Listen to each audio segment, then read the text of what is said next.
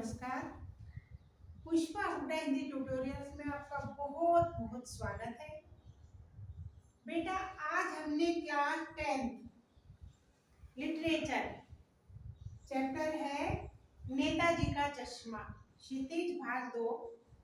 आज हमने उस चैप्टर को लिया है जिसमें स्वयं प्रकाश जी ने किसका वर्णन किया है कि देशभक्ति भाव। एक ये अमीरी गरीबी से कोई मतलब नहीं रखता, बल्कि क्या है, छोटे छोटे बच्चों के अंदर भी देशभक्ति की भावना पाई जाती है। तो बेटा, पहले आप सुनिए स्वयं प्रकाश जी। इनका जन्म 1947 यानी 1947 में कहाँ, इंदौर मध्य प्रदेश में हुआ था। बेटा, इन्होंने पढ़ाई की, पहले इन्होंने किया इंजीनियरिंग, मैकेनिक इंजीनियरिंग की थी। उसके बाद इन्होंने कुछ समय तक इस पद को संभाला, इंजीनियरिंग में जॉब की, और फिर इन्होंने अपने मर्जी से VRS जिसको कहते हैं, वॉलंटरी रिटायरमेंट, तो बेटा वो इन्होंने ले ली थी। उसके बाद इन्होंने अपना हाथ लेखन में आजमाया और इन्होंने सबसे पहले निबंध लिखे, कुछ कहानियां लिखी, कुछ उपन्यास लिखे, और इनकी 13 कहानियां महत्वपूर्ण मानी जाती है, जिनमें से सबसे ज्यादा अच्छी आदमी जात का आदमी, ये इनकी कहानी बहुत अच्छी मानी गई है। एक क्लास 10 में लेखक ने, अब इन्होंने क्या किया है कि इन्होंने तत्सम शब्दावली, तद्भाव, देशी विदेशी सब शब्दों को लिया है और कुछ मुहावरों का भी प्रयोग एक दो जगह किया है। अब बेटा, इन्होंने जो वर्णन किया है, इन्होंने जो कहानी और निबंध लिखे हैं, उसके बाद अभी भी ये अपना लेखन कार्य कर रहे हैं और कहाँ रह रहे हैं, मध्य प्रदेश में। तो बेटा, इन्होंने एक कहानी को कह लीजिए एक चैप्टर के माध्यम से ये बताना चाहा है कि देश नगर पालिका जो होती है, एक तो उनके बारे में बताया है कि नगर पालिका के लोग काम तो करते हैं, नगर पालिका काम तो कराती है, लेकिन जो कर्मचारी होते हैं उनका काम है, वे जब काम करते हैं वे समय पर टाइम टेबल नहीं बनाते, समय के पाबंद नहीं होते, और बेटा वे जब कोई भी काम करते तब करते जब लास्ट समय आ जाता है, लास्ट डेट आ जाती है, यानी कि लापरवाही करते हैं। दूसरी बात क्या बताइए कि किसी काम को करने लगते हैं, जब जल्दबाजी में कोई काम होता है तो जल्दबाजी में किया गया जो कार्य होता है वो पूर्ण नहीं होता, उसमें कोई न कोई कमी रह जाती है। अब बेटा, जैसे इन्होंने बताया है कि देशभक्ति की भावना किसी के भी अंदर आ सकती है, चाहे वो छोटा बच्चा है, बड़ा है, या परिवार के हिसाब से भी उनके अंदर ये भावनाएं होती हैं, समाज के हिसाब से, या विद्यालय में जो बताया जाता है, जो गणतंत्र दिवस मनाते हैं, स्वतंत्रता दिवस मनाते हैं, तीज त्योहार के बारे में बताते हैं, और बेटा नेशनल इंटरनेशनल जो फेस्टिवल है, जो सब समझाया जाता है, उसके आधार पर भी बच्चों में ये भावना आती है। तो लेखक कहना चाहते हैं कि पढ़े लिखे और ना पढ़ से इनका कोई संबंध नहीं होता। अब उन्होंने बताया है, सबसे पहले उन्होंने बताया है, अब शुरू करते हैं हम इस चैप्टर को, कि पहले तो बता दिए नेताजी का चश्मा एक देशभक्ति और देशभक्ति की भावना से भरपूर भावपूर्ण कहानी है, भावपूर्ण, उसमें देशभक्ति की भावना से ओतप्रोत कहानी है। अब इसमें क्या किया कि कस्बा और नगर पालिका, लेखक कह रहे हैं, लेखक ने हालदार के माध्यम से ये बताया है कि जो हालदार साहब हैं वो एक कस्बे में रहते थे। अब देखो, सबसे पहले सुनो, कस्बा क्या होता है बेटा, एक होता है ठेठ गांव, एक होता है गांव जिसमें किसान, मजदूर और सभी लोग सब तरह के रहते हैं, लेकिन वे ज्यादातर खेती से संबंधित, पशुपालन से संबंधित, अन्न उगाते हैं, पशु पालते हैं, वहां पर रहन सहन भी होता है, स्कूल भी होता है, लेकिन सारी सुविधाएं नहीं होती, वो होता है गांव। उससे छोटा रूप है। कस्बा जो होता है वो गांव से थोड़ा छोटा होता है, लेकिन बेटा उसके अंदर कुछ सुविधाएं होती है। जैसे कि क्या होती है सुविधाएं? एक छोटा सा स्कूल खोल दिया जाता है, एक चौपाल बना दी जाती है जिसमें मीटिंग होती है, एक बेटा कोई पिक्चर हॉल बना दिया जाता है ना। एक बेटा क्या होता है वहाँ पर कोई सीमेंट विमेंट का कारखाना चलने लगता है, छोटी मोटी सुविधाएं। और बेटा एक मार्केट भी होता है, बाजार, जो घर का सामान खरीदने के लिए सीमित दुकानों से सामान ले आते हैं। कपड़ा खरीदना है, घर का सामान खरीदना है, डेली रूटीन की चीजें खरीदनी है, तो बेटा ये सब कस्बे से आ जाती है। एक होता है शहर। शहर क्या होता है? शहर एक विस्तार रूप से जगह जगह के लोग वहां करके रहते हैं, जगह जगह की उन्हें सुविधाएं चाहिए, वहीं पर नौकरी करते हैं, वहीं पर व्यापार चलाते हैं, वहीं पर कहीं ना कहीं एक डेयरी खोल दी जाती है, पशुपालन भी चलाया जाता है।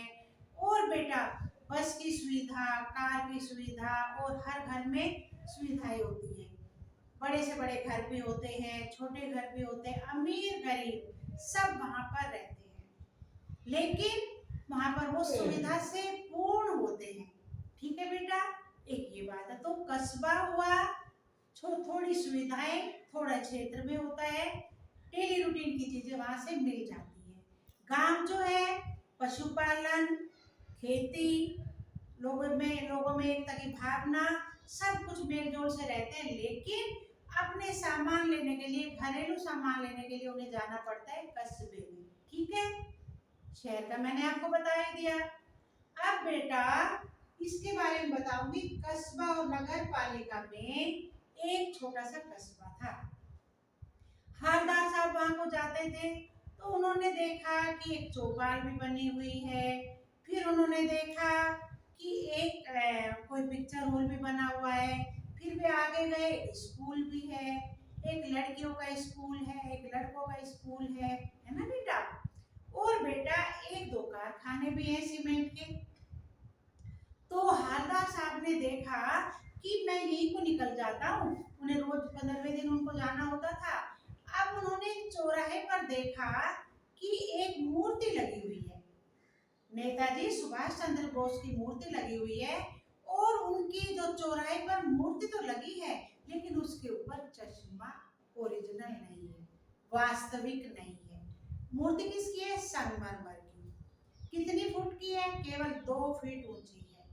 यानी कि मूर्ति बनाई तो गई, कस्बे में मूर्ति को बनाया तो गया, लेकिन नगर पालिका के जो कौन थे, जो उन्होंने कर्मचारियों के द्वारा जो कार्य कराया गया उसको छोटे से छोटा बनाया गया। वो कम से कम पैसा लगे और नाम भी हो जाए कि चौराहे पर मूर्ति लगा दी गई है। तो लेखक ने देखा ठीक है, इसकी ये छोटी है, 2 फीट की है, कोई बात नहीं। लेकिन वो सोच रहे थे कि 2 फीट की मूर्ति तो लगा दी, ठीक है, लेकिन कम से कम इसमें चश्मा तो संगमरमर का ही लगा देते। अब वो इस बात को सोचते हुए जा रहे थे कि चलो भाई मूर्ति पे चश्मा है, आज के लिए लगा होगा, हो सकता है काम अधूरा रह रहा हो, तो वहां को चले जाते हैं। अब उन्होंने क्या देखा कि उन्होंने उसके बाद उन्होंने फिर अगले दिन फिर गए, फिर वही सोचते रहे, वही मूर्ति है। आज तो वही चश्मे का कवर फिर चेंज हो गया, लेकिन चश्मा फिर वही है। कौन सा चश्मा? ओरिजिनल नहीं है, सीमेंट वाला, संगमरमर वाला। कैसा है? एक फ्रेम लगाया हुआ है बदल के, है ना। वो फिर चिंतन में पड़ गए, फिर सोचते हुए चले गए, और फिर अपना आगे बढ़ते अपने काम पर वो चले गए। अब उन्होंने सोचा कि मैं रोज रोज यहाँ को जाता हूँ निकल करके, मैं पान भी लेता हूँ, सिगरेट भी लेता हूँ, थोड़ा दूरी पर लेता हूँ, लेकिन क्यों ना आज जो चौराहे पर मूर्ति के पास, ये जो चौराहे पर पान की दुकान है, मैं आज यहाँ से पान ले लेता हूँ और थोड़ा बात भी करता हूँ। तो बेटा उन्होंने क्या किया, पान वाले और हालदार के साथ बातचीत। अब उन्होंने क्या किया, उन्होंने पूछा कि मुझे एक बात समझ नहीं आ रही है। पहले उन्होंने पान खाया, फिर पान थूका, फिर सिगरेट पी, फिर पूछा, ड्राइवर को कहा कि तुम क्या करो, शांत बैठना, मैं अभी चलता हूँ, थोड़ी बात करूंगा।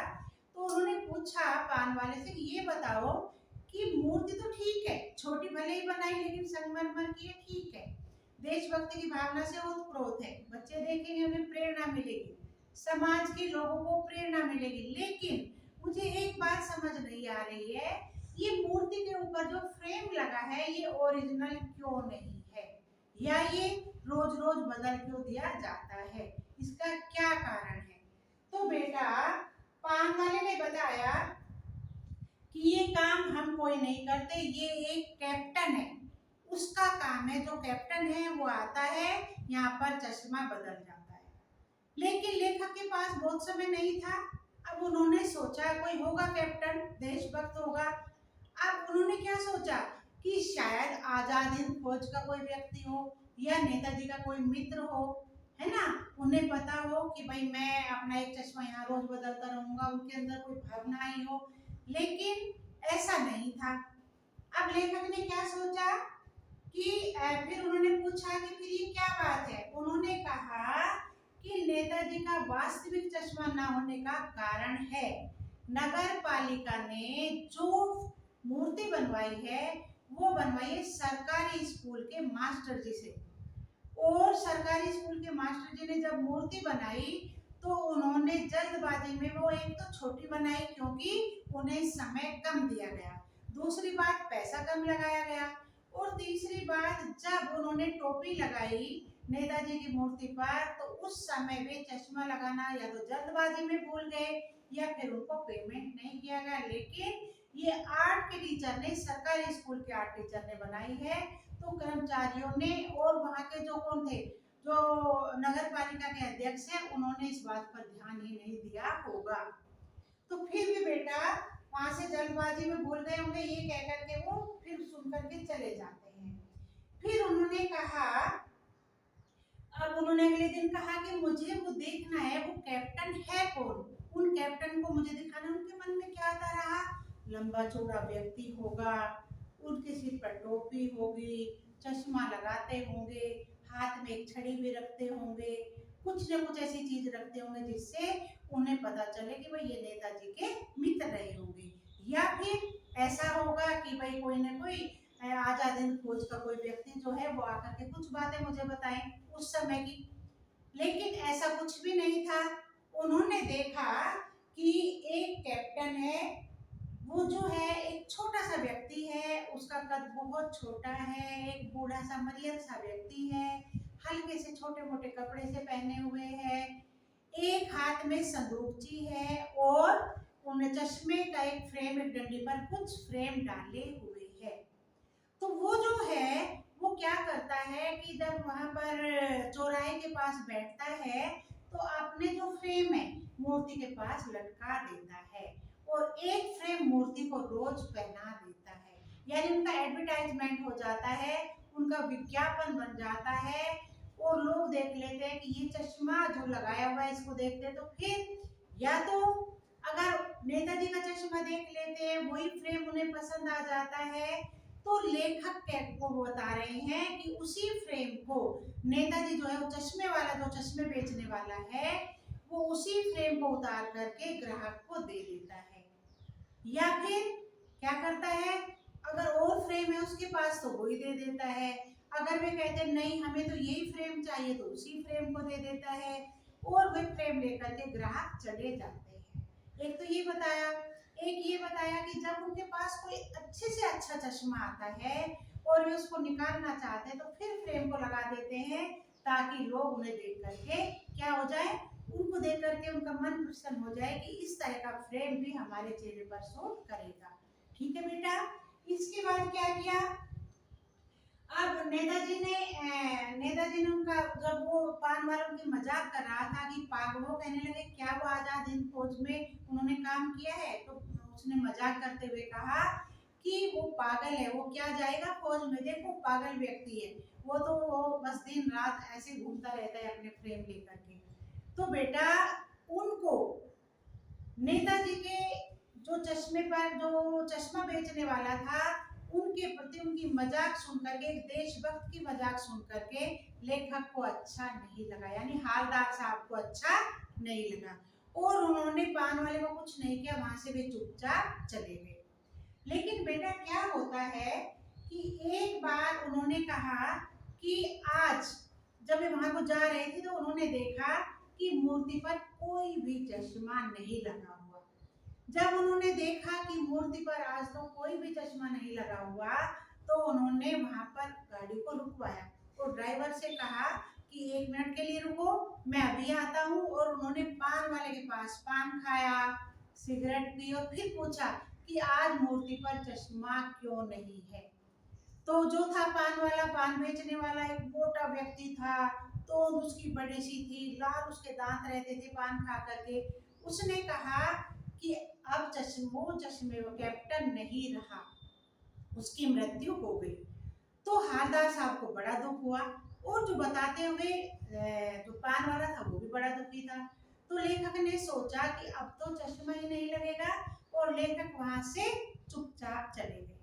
फिर लेखक ने ड्राइवर से कहा कि यहाँ पर अभी जब 15वें दिन में फिर इधर को आऊंगा तो यहाँ पर गाड़ी मत रोकना, क्योंकि गाड़ी पर यहाँ मैं रोकता हूँ। यहाँ रोकने के बाद जैसे ही मैं पान खाता हूँ और पान खाते हुए मेरा ध्यान कहाँ जाता है, मूर्ति पर, सुभाष चंद्र बोस जी की मूर्ति पर जो मेरा ध्यान जाता है तो मुझे बड़ा दुख होता है। तो अब की बार गाड़ी वहां मत रोकना। लेकिन जब 15वें दिन वो वहां को निकल कर जा रहे थे, उन्होंने सोचा था कि यहाँ गाड़ी नहीं रुकवाऊंगा, लेकिन एक मानव की प्रवृत्ति होती है कि जिस चीज को वो देखना नहीं चाहते हैं उस पर निगाह अवश्य जाती है। जब वे वहां से जा रहे थे तो उन्होंने देखा कि मूर्ति पर तो आज चश्मा लगा हुआ है। चश्मा तो लगा है लेकिन वो चश्मा सरकंडे का लगा हुआ है। अब लेखक ने जैसे वहां को जा रहे थे, उनका ध्यान पड़ा तो उन्होंने तुरंत गाड़ी रुकवाई और कहा कि 1 मिनट के लिए रोको। तो बेटा वे गाड़ी जब रोकी तो हालदार साहब गए, उन्होंने देखा कि चश्मा कुछ अलग सी तरह का लगा हुआ है और उसको देख करके उनके मन में भावना आई कि ये तो किसी बच्चे का लगाया हुआ चश्मा है, क्योंकि पिन ठोकी दी गई है किस पर, एक सरकंडे पर। तो लेखक को तो हालदार साहब को इस बात की बड़ी खुशी हुई कि ठीक है, देशभक्त जो है वो अपनी भावनाओं को कैसे भी भावपूर्ण ढंग से दिखा सकते हैं, दर्शा सकते हैं। छोटे से बच्चे ने पान वाले ने बताया कि छोटे से बच्चे ने लगाया है, तो एक छोटे से बच्चे के अंदर भी, उनके अंदर भी क्या है, देश के प्रति भरपूर भावपूर्ण वे क्या रखते हैं, प्रेम की भावना रखते हैं कि अपने देश से प्रेम करते हैं। तो बेटा इस कहानी के माध्यम से हमें ये पता चलता है कि आज भी गरीब अमीर छोटे बड़े कोई महत्व नहीं रखते, अपने देश के प्रति किसी भी जाति का हो सकता है, किसी भी धर्म का हो सकता है, अमीर भी हो सकता है, गरीब भी हो सकता है, कोई भी है, मेल और फीमेल में कोई भी हो सकता है, जिसके अंदर देशभक्ति की भावना होती है वे अपने देश के प्रति हमेशा वफादार होते हैं। तो मेरे विचार से आपको आज का ये चैप्टर है, ये कहानी पसंद आई होगी। कल फिर एक नई क्लास लेते हैं, उसके लिए तब तक के लिए आप मेरे चैनल को सब्सक्राइब कीजिए, वीडियो शेयर कीजिए। आपका बहुत बहुत धन्यवाद।